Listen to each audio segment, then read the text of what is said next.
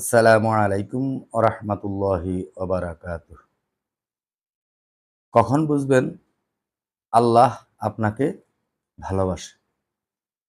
যখন আল্লাহ পাকের অনুমোদিত কাজগুলো আপনার ভালো লাগবে, নামাজ পড়তে ভালো লাগছে, রোজা রাখতে ভালো লাগছে, কোরআন তেলাওয়াত করতে ভালো লাগছে, আল্লাহর জিকির করতে ভালো লাগছে, আলেম ওলামাদের সাথে চলতে ফিরতে ভালো লাগছে, তাদের সাথে উঠা বসা করতে ভালো লাগছে।